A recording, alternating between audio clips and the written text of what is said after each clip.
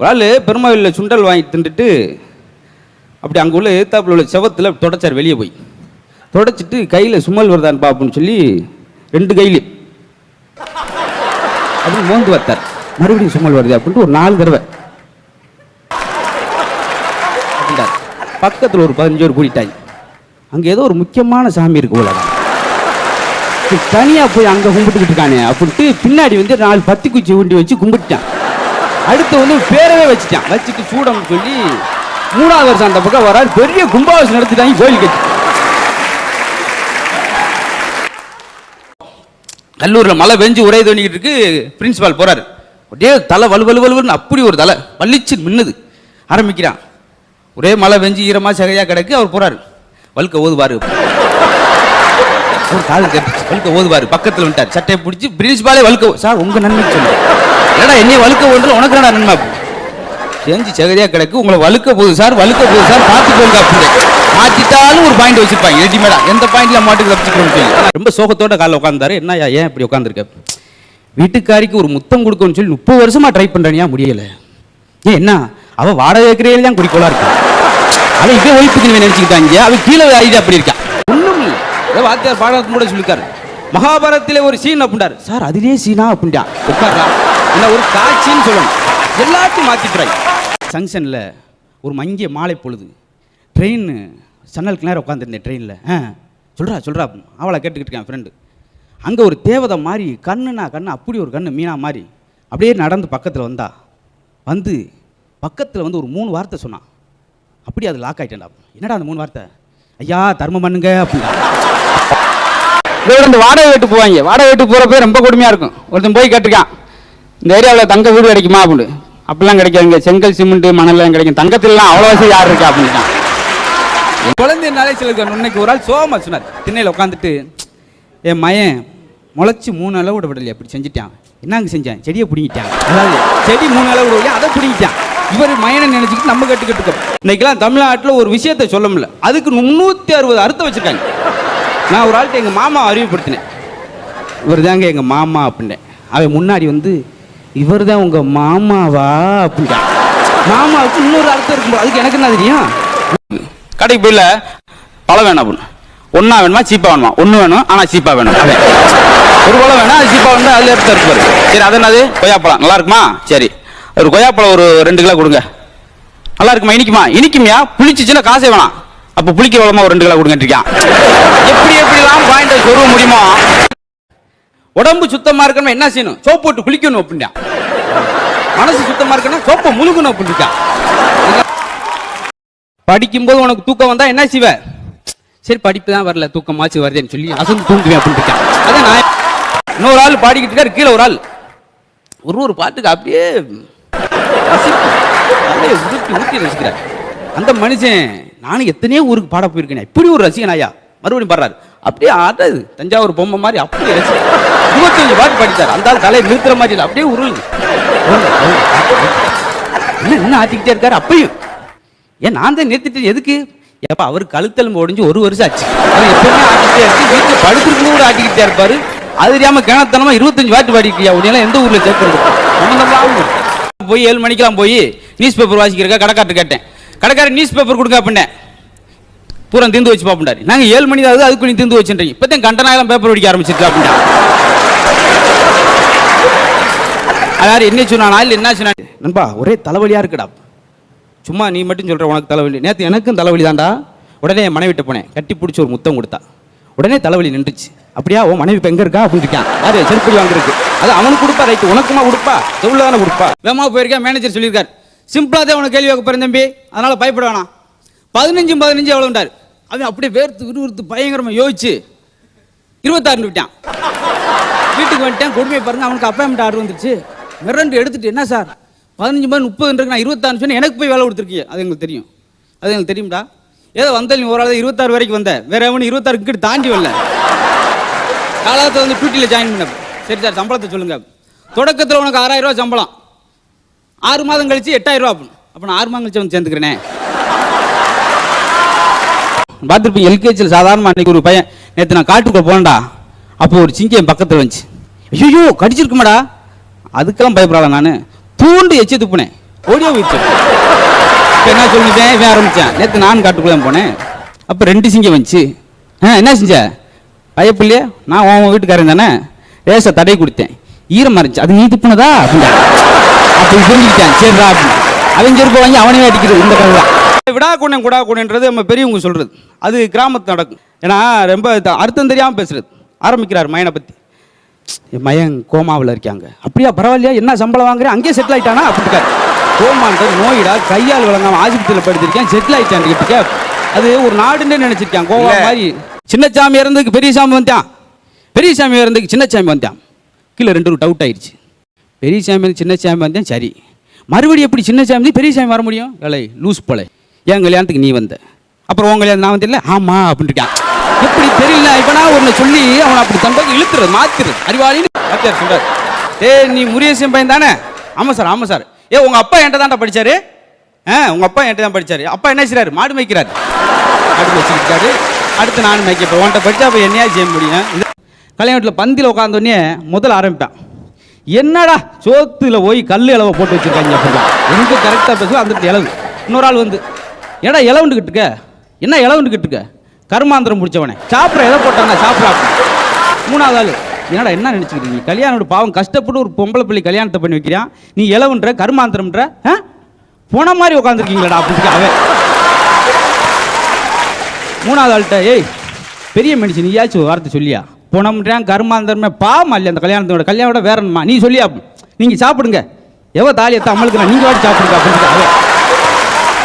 அப்புறம் அவன்கிட்ட கேட்டார், தம்பி இவ்வளோ பேசுகிறே, பேசாமல் பேச்சாளராக வேண்டியான, பேசாமல் எப்படி பேச்சாளராக, அது இன்னும் ஒரு பிரச்சனை. நான் என்ன வேண்டா சரி, அவருக்கு ஒரு மாதிரி வேர்த்து. இதில் ஒருத்தர் சொல்கிற, இதில் கரண்ட் இருக்கு இந்த வயரில், இன்னொருத்தர் இதில் கரண்ட் இல்லை. 3வது கூப்பிட்டு, நீ தொட்டு பாரு அப்படின்னு. ஏண்டா இருக்குன்னு சொல்றதுக்கு நீ, இல்லைன்னு சொல்றதுக்கு அவன், இல்லாமல் போகிறதுக்கு நான், பிச்சு உங்களை. இது வந்து வந்துக்கிட்டு இருந்தா ஒரு பையன், அந்த நேரம் உள்ள கிணத்துக்குள்ள சத்தம், ஐயோ ஐயோ. வந்து பார்த்தேன் உள்ள தமிழாசிரியர், ஐயா நீங்களா? ஆமாப்பா என்னுடைய மாணவனா. ஐயா இருங்க நான் ஏணி எடுத்துட்டு வரேன். தம்பி ஏணி எடுத்துட்டு வாரேன் என்று சொல்லாத, அது தவறு. ஏணி எடுத்து வருவேன் என்று சொல்ல வேண்டும், அதான் எதிர்காலம். உள்ளே கிடையாது, உனக்கு கொழுப்பு ரொம்ப அதிகமாயிடுச்சு, உனக்கு பாவம் உதவி செய்ய நினைச்சு நீ இங்கே இலக்கம் நடத்துறியான்ட்ட. நிறைய கூட நனையாமல் குளிப்பாட்டுறது வந்து நம்ம சின்ன பிள்ளைகள் தான். விவரமா ஒரு வரியும் தான் சொல்லுவாங்க.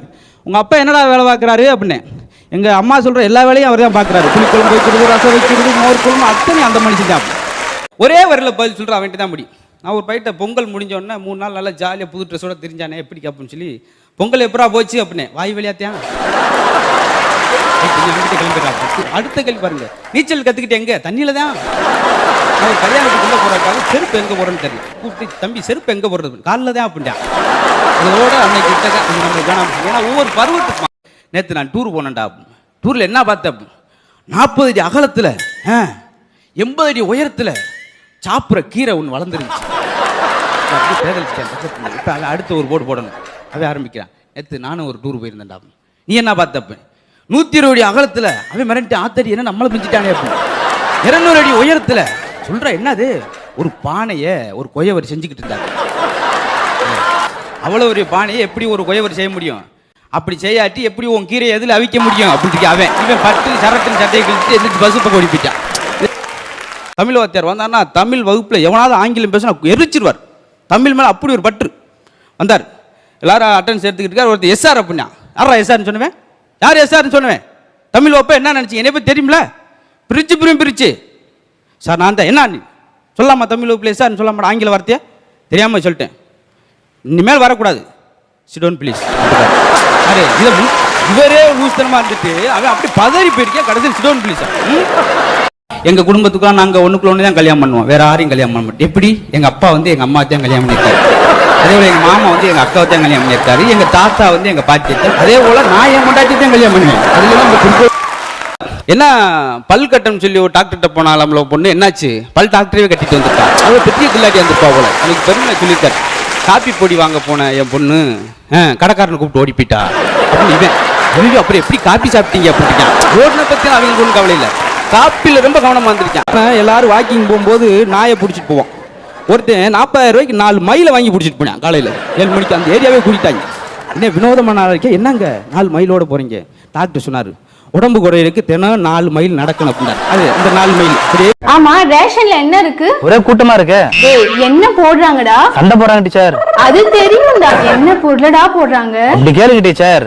அரிசி, சக்கரை, பருப்பு இதெல்லாம் போடுறாங்க. உளுந்து போடுறாங்களா? இல்ல டீச்சர், உட்கார்ந்து தான் போடுறாங்க. கடவுளே. ஆமா, கடவுளே தான் டீச்சர் போடுறாங்க. ஏன்டா ஸ்டாண்ட் அப் காமெடி பண்ணி எனக்கு? 2 பேரும் அண்ணன் தம்பி ஒரு செருப்பு வாங்கினாங்க. 2 பேருக்கு சேர்த்து ஒரு ஜோடி தான் வாங்கினாங்க. அண்ணன் சொல்ற நான் வந்து பகல்ல போட்டுக்கிறேன், நீ என்னாச்சு நீ நைட்ல போட்டுக்க, இதை ஒப்பந்தம். சரி, அந்த செருப்பு ஒரு 3 மாதம் கழிச்சு தேஞ்சு போச்சு. அண்ணன் சொன்னா மறுபடியும் வேற செருப்பு வாங்குமாடா? வேணாம்டா, எனக்கு நைட்டெல்லாம் தூக்கம் போச்சு. என்னடா நைட்டு அதுக்காகவே நடந்திருக்கேன், செருப்பு போட்டு நடக்கின்ற ஒரு ஆசைக்காக பாரு. அப்ப அவனுக்கு தேவையா பாவம்?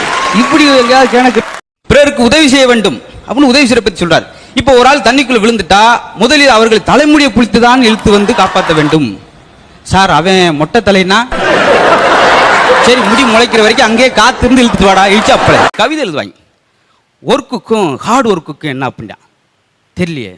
ஒரு பொண்ணை சைட் அடிச்சா ஒர்க், அந்த பொண்ணோட ஃப்ரெண்டையும் சேர்த்து அடிச்சா அது ஹார்ட் ஒர்க் அப்படின்ட்டா. ஓல்டு ஏஜுக்கும் டீன் ஏஜுக்கும் என்ன வித்தியாசம் தெரியலையே. சுகர் கம்ப்ளைண்ட்னா ஓல்டு ஏஜ், சுகர் கம்ப்ளைண்ட்னா டீன் ஏஜ். தவறாம எல்லாரும் சப்ஸ்கிரைப். இப்போ ஆம்பளையும் பேச ஆஃபீஸில் உட்காந்துட்டு அவங்க வாட்டுக்கு சாதாரணமாக நேற்றுலாம் என் மனைவிக்கு எனக்கு ஒரே சண்டையா. என்னையா சண்டை? அவள் என்னை அடிக்க, என்னை அவ அடிக்க, அவள் என்னை அடிக்க, என்னை அவ அடிக்க. நல்லா கவனிச்சு பாருங்க, அடி வாங்கினது போய் வெந்தான். அது பாருங்க, என்னை அவ அடிக்க, அவள் என்னை அடிக்க, 2 பேரும் அடிச்சுக்காங்க. தலைவரே, நீங்க சொன்ன மாதிரி அசிஸ்டன்ட் கமிஷனை போட்டு தள்ளிட்டோம். நான் எப்படா அசிஸ்டன்ட் கமிஷனர் போட்டு தள்ள சொன்னேன்? நீங்க ஏன்னா ஒரே புழுக்கமா இருக்கு, ஏசியை போட்டு அப்படிங்க. ஏசியை போட்டுக்கிறாங்க, ஏசியவே போட்டு முடிச்சிருக்காங்க. வார்த்தை கொஞ்சம் பிறகுச்சுன்னா சோழியம் முடிஞ்சு வரும். அம்மா தாய் மகாலட்சுமே பிச்சை போடுங்க, எனக்கு 2 கண்ணும் தெரியாது அப்படின்னு வீட்டுக்கார் சொல்லியிருக்காரு. பாவம், உனக்கு ஏதாச்சும் போட்டு விடுமா? உண்மையிலே 2 கண்ணும் தெரியாது போல. ஏங்க அவ்வளவு உறுதியா சொல்றீங்க? உன்னைய போய் மகாலட்சுமி தெரியாம பாரு, உண்மையிலே 2 கண்ணும் தெரியாம. இதாங்க வீடு பாத்துக்க அப்படின்னு மேல பார்த்தேன். மேல ஓட்டு வீடு, அன்னைக்கு மழை வேற ஒழுகிட்டு இருக்கு பயங்கரமா. என்னங்க எப்படி ஒழுகுது, ஓடு மாற்றக்கூடாதா அப்படின்னா. அதுக்கு அவர் சொன்னார் ஓனர், இப்போ எப்படி மாற்ற முடியாத, மழை வெஞ்சிட்டு இருக்குல்ல அப்படின்னா. ஏய் என்ன ரொம்ப அகராதியா நாளா இருப்போம், இப்போ என்ன பேவா? சம்மர்ல கோடை காலத்தில் அப்போ மழை வெயில் அப்போ மாற்ற வேண்டியானா, அப்போதுக்கு வீணா மாற்றிக்கிட்டு அப்போ தான் ஒழுகாதில்ல அப்படின்னு இருக்கான். ஏபிசிடி எத்தனை எழுத்துட்டார் கரெக்டாக சொல்லணுன்றக்கா கொஞ்சம் குறுகுறு யோசிச்சு வேர்த்து விறுவிறுத்து 86 அப்படின்னா ஒரே அடிதான். வழக்குள்ள வெளியே வந்தேன். வெளியே வந்தோன்னே இப்போ நடுங்கிட்டு இருக்கேன். அடுத்து உள்ள போறேன். என்னடா கேட்டாரு? ஏபிசிடி எத்தனை எழுத்துன்னு கேட்டாரா? நீ என்ன சொன்ன? 86 சொன்னேன். அடிச்சுட்டாரா? விட்டாப்புல 26. 86 சொன்னக்கு எனக்கு இத்தனை அடி, நீ 26 குறை சொல்ற, உன்னை கொல்ல போறாரா, ஒழுங்கா போ அப்படிருக்கா. தவறாம எல்லாரும் சப்ஸ்கிரைப் பண்ணுங்க. பார்த்துருப்பீங்க எல்கேஜியில் சாதாரணமாக அன்றைக்கி ஒரு பையன், நேற்று நான் காட்டுக்குள்ளே போனேன்டா, அப்போ ஒரு சிங்கி என் பக்கத்தில் வந்துச்சு. ஐயோ கடிச்சிருக்குமாடா, அதுக்கெல்லாம் பயப்படல. நான் தூண்டு எச்சு துப்புனேன், ஓடியோ போயிடுச்சு. இப்போ என்ன சொல்லுவேன், இவன் ஆரம்பித்தேன். நேற்று நான் காட்டுக்குள்ளே தான் போனேன், அப்போ 2 சிங்கம் வந்துச்சு. என்ன செஞ்ச? பயப்பில்லையே, நான் உன் வீட்டுக்காரன் தானே, ரேசை தடை கொடுத்தேன், ஈரமாக இருந்துச்சு, அது நீ துப்புனதா அப்படின்டா. அப்போ புரிஞ்சுக்கிட்டேன், சரிடா அப்படின்னு. அவன் செருப்பை வாங்கி அவனவே அடிக்கிறது இந்த கதை தான். இப்போ அன்னைக்கு நான் ஒரு ஆள் சொன்னார், பூங்காவில் உட்காந்து கடந்த 5 வருஷமா அந்த பூங்காவுக்கு வந்துகிட்டு இருக்கேன்டா அப்படின்றார். அவன் சொன்னேன், அவ்வளோ தூரத்தில் உங்கள் வீடு இருக்கு அப்படின்டா. என்ன நினச்சிருக்கேன், 5 வருஷமா நடந்தே வந்துட்டார் அவ்வளோ. அப்புறமேலு பெருமையாக இருந்திருக்கலாம்ல ஆரம்பிச்சிட்டார். தினமும் எனக்கு போன் வரும், அவ்வளோ போனை வச்சு என்ன செய்ய போறீங்க, கால் வரும்னு சொல்லி சொன்னேன். அதுக்கு ஒரு அடி வாங்கிட்டார். அப்புறம் அவன்கிட்டே கேட்டார், தம்பி இவ்வளோ பேசுகிறே, பேசாமல் பேச்சாளராக வேண்டியான, பேசாமல் எப்படி பேச்சாளராக, அது நீ ஒரு குச்சி வைக்கிறேன். நான் என்னடா செய்யறேன்னு சொல்லி அவருக்கு ஒரு மாதிரி வேர்த்து மேலூர்ல இருந்து மதுரைக்கு மஞ்சள் பாக்கெட் எடுத்துக்கிட்டு நடந்தே போயிருக்காரு ரேஷன் கடைக்கு சக்கரை வாங்க. எங்க பஸ் தான் ஊர்பட்ட பஸ் இருக்குல்ல, எதுக்கு மேலூர்ல இருந்து 60 கிலோமீட்டர் நடந்தே மஞ்சள் பை கொண்டு ரேஷன் கடைக்கு போறீங்க? டாக்டர் சொன்னாரு, சக்கரைக்கு நடந்தா நல்லது அப்படின்றாரு. இந்த படத்துல உங்களுக்கு ஒரு பெரிய பாத்திரம் இருக்குங்க. அப்படியா? ரொம்ப சந்தோஷம். ஆமா, படம் போட்டோன்னே நீங்க அண்டாவை தூக்கிட்டு போறீங்க. பெரிய பாத்திரம் அண்டாவை சொல்றேன், அண்டாவோட பெரிய பாத்திரம் எங்கிட்ட இல்ல. பெரிய பாத்திரம் அவர் நடிப்பு சீன் நினைச்சிருக்காரு, பாத்திரம் தூக்கிட்டு யாராவது ஒரு கதை. குழந்தைகளுக்கு என்ன ஆயிடுச்சுன்னா, சில பள்ளிக்கூடத்தில் பாருங்களேன், ஒரு வாத்தியார் என்ன செஞ்சாரு, பையனை கூப்பிட்டு சத்துன்னு அடிச்சு தூக்கி போட்டு மீச்சு சட்டை கிழிச்சு 15 நிமிஷம் அடிச்சிருக்காரு. அன்பா இருக்க கத்துக்க அப்படி இருக்காரு. அது எத்தனை அடி அடிச்சுட்டு அன்பா இருக்க எப்படி சொல்லி கொடுக்குறாரு பாருங்க. அப்பதான் வீடு கட்டணும் ஆசைப்பட்டான், முடியல. அவன் கொத்தனாரை கூப்பிட்டான், இங்க பாரு என்கிட்ட பணம் கம்மியாத்தான் இருக்கு, ஒரு வீடு ஒரு மாடி வீடு 2 கட்டணும், எவ்வளவு செலவாகும்? 1.5 லட்சம் ஆகும். என்னையா என்கிட்ட இருக்குது 50,000 தான். எப்படி 1.5 லட்சம் ஆகும்? கீழ் வீடுக்கு 1 லட்சம், மாடிக்கு ஒரு 50,000. சரியா அப்படின்னா, சரி அப்போ என்கிட்ட கம்மியாக இருக்கு 50,000 இருக்கு, முதல்ல மாடியை கட்டி கொடு, அப்புறம் வசதி வந்தப்போ நான் கீழே கட்டிக்கிறேன். அப்புறமேலு பெருமையாக இருந்துக்கலாம்ல ஆரம்பிச்சிட்டார். தினமும் எனக்கு போன் வரும். அவ்வளவு போனை வச்சு என்ன செய்ய போறீங்க, ஒரு கால் வரும்னு சொல்லி சொன்னேன். அதுக்கு ஒரு அடி வாங்கிட்டார். இப்ப அன்னைக்கு நான் ஒரு ஆள் சொன்னார் பூங்காவில் உட்காந்து, கடந்த 5 வருஷமா அந்த பூங்காவுக்கு வந்துகிட்டு இருக்கேன்டா அப்படின்ட்டார். அவன் சொன்னேன், அவ்வளவு தூரத்துல உங்க வீடு இருக்கு அப்படின்னா என்ன நினைச்சிருக்கேன், 5 வருஷமா நடந்தே வந்துட்டார்.